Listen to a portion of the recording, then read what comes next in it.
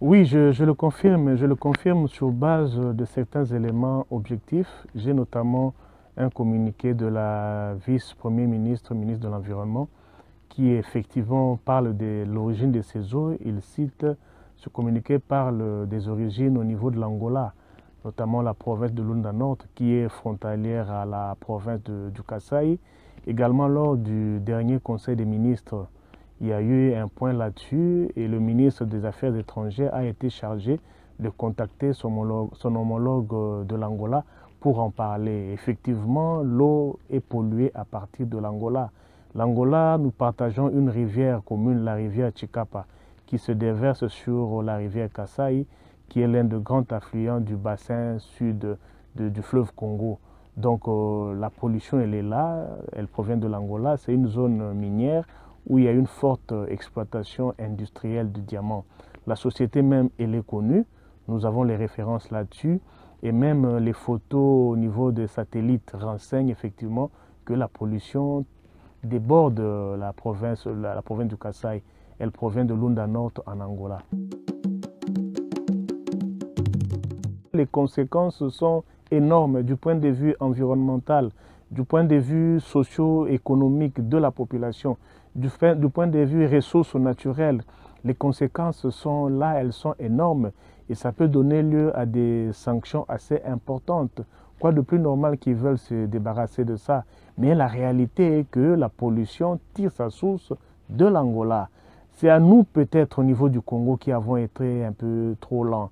Moi personnellement, j'ai condamné un peu la lenteur de nos autorités politiques.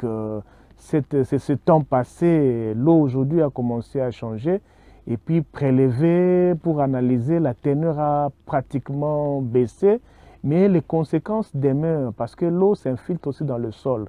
Cette rivière sert aussi d'une activité commerciale importante, la pêche. Il y a des mamans qui au fait vendent le poisson, il y en a qui ne vivent que de ça. Il y a des cultures vivrières le long de ces rivières, il y a les champs, il y a l'élevage, il y a des bovins qui prennent cette eau-là. Et même cette eau-là, quand elle rentre dans le sol, c'est une famine qui va envahir cette zone du pays. Cette zone qui est déjà fragilisée, vous savez, nous ressortons du phénomène Kamwena Sapo. Et de surcroît, il y a la Covid qui a tout affaibli.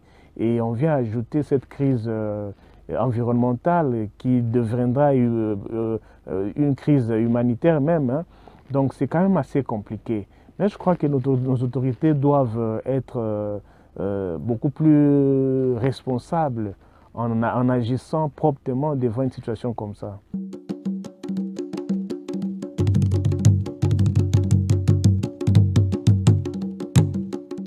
Moi, je l'ai dit, moi, personnellement, j'ai été informé de la situation dans ses débuts, c'est-à-dire le 31 juillet. Une semaine après, il y avait un silence radio ici à Kinshasa.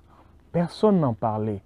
Et ma première intervention est intervenue, je crois, le 7 ou 8, c'était le 7 exactement, où j'ai adressé une correspondance à plusieurs ministères, environnement, santé, recherche scientifique et même de l'intérieur, pour dire qu'il y a un problème. Personne n'en parlait. Et nous avons créé ce débat. Je tiens à remercier les médias qui ont pu relayer ma voix. Et ça a quand même réveillé les gens. Donc aujourd'hui, 28 jours plus tard, nous assistons à la première descente de la VPM F Bazaïba pour aller constater. Constater quoi? Quand l'eau était rougeâtre, quand les poissons flottaient, quand les hippopotames mouraient, c'était le moment où le gouvernement devait s'activer à descendre, faire les prélèvements scientifiques. Ce qui m'a touché, c'est quoi? Un pays, on parle des résultats des recherches qui ont comme prélèvement des députés qui étaient à Ilebo, qui a pris avec une gourde, qui a pris de l'eau, qui a ramené pour qu'un État sérieux puisse examiner, faire des analyses. C'est pas sérieux. Un ministre provincial qui prend un seau d'eau, qui met quelques poissons et qui ramène ici pour que l'on puisse faire des recherches. En son temps, j'ai crié, j'ai dit non. Les prélèvements se font dans la norme.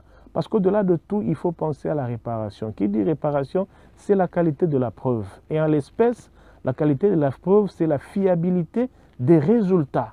Qui dit fiabilité, les résultats doivent être homologués ou produits par des laboratoires homologués. Au Congo, vous avez l'INRB qui est très outillé. Vous avez l'OCC qui est aussi très outillé. Non seulement outillé, il a aussi des personnels, un personnel qualifié scientifique. Vous avez le CREBAB, le centre de recherche au niveau de l'UNIKIN, qui est extrêmement outillé, qui a comme charge examiner l'eau. Tous ces laboratoires-là, aucun d'eux n'a été consulté. Personnellement, j'ai été à l'INRB, j'ai contacté le ministre de la Recherche scientifique. Il a donné instruction à l'INRB pour que l'INRB descende. L'INRB a des jeeps neuves. L'INRB n'a manqué que le carburant. Ça n'atteignait même pas 2000 $. Moi, je me dis qu'il y a quelque chose qui ne marche pas dans ce pays. Et là, que je sois de la majorité, de l'opposition ou quoi, il faut à un moment donné qu'on devienne responsable. C'est pourquoi j'ai crié, j'ai appelé à ce que le gouvernement soit quand même responsable et ferme. 28 jours après, la ministre descend pour constater quoi? Le drame est là. Sur le plan sanitaire, aujourd'hui, on a remarqué une hausse des femmes qui ont des afflictions vaginales, des éruptions vaginales. C'est vrai, on a remarqué ça. Il y a un nombre de cas de diarrhée par-ci, par-là. Ça, c'est ce qui est visible immédiatement. Mais dans 2 semaines, dans 1 mois, dans 2 ans, qu'est-ce qu'on aura? On ne sait pas. À ce jour, nous avons un État qui ne sait pas vous dire clairement qu'est-ce qui était contenu dans l'eau. On parle du nickel et du fer. Mais c'est sur base de quel prélèvement? Des prélèvements que moi, je récuse. Donc, je pense qu'il faut quand même à un moment donné qu'on prenne au sérieux certaines choses. Et nous voyons que la population du Kasaï a raison de se plaindre. Je l'ai dit tantôt, elle se sent abandonnée.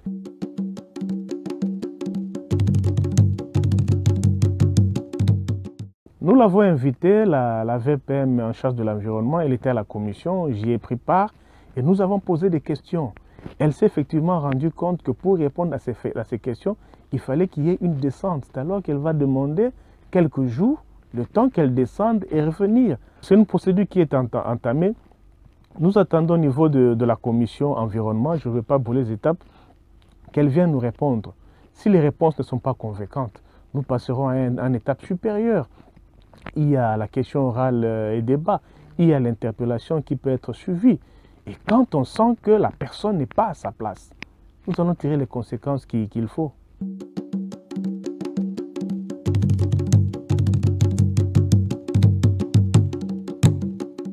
Quand vous voyez les images de la ministre au bord de la rivière Kasaï, elle est là en train d'assister impuissamment la population, en train d'entrer dans cette même eau-là. Les mamans se lavaient, nettoyaient les assiettes devant, sous sa barbe. Elle voyait ça, elle commentait même. Vous allez leur demander de ne pas toucher à l'eau. Quelle est l'alternative? Nous avons proposé qu'on fasse des forages d'eau. Rien n'est fait jusqu'aujourd'hui. J'ai lu quelque part dans un média en ligne que le ministère de la Santé aurait donné des kits pharmaceutiques et l'eau. C'est faux, il n'y a rien.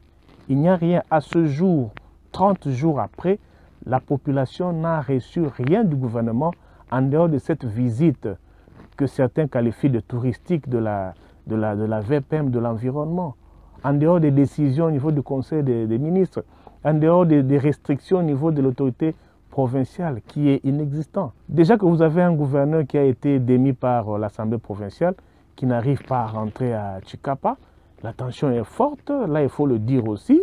Et vous avez le vice qui était quand même assez malade pendant un bon moment à Kinshasa, et l'intérim était à jouer par un ministre provincial. Vous avez une province qui est à genoux. Déjà au niveau national, on ne sait pas réagir quand il y a catastrophe naturelle. Et à combien plus forte raison au niveau des provinces. Quand vous voyez les images des députés provinciaux assis à même le sol à Kinshasa pour réclamer leurs émoluments, ça veut dire que quelque part, quelque chose ne marche pas.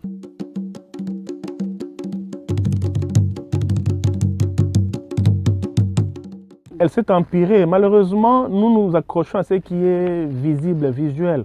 On voit que l'eau commence à retrouver sa couleur et on pense que c'est passé. Non, les microbes, les produits chimiques sont des substances microscopiques. On ne les voit pas à l'œil nu, mais leurs conséquences peuvent être dramatiques. Il y a ce qu'on appelle en médecine l'incubation. Vous avez absorbé une substance toxique. Ça prend un temps dans le corps humain.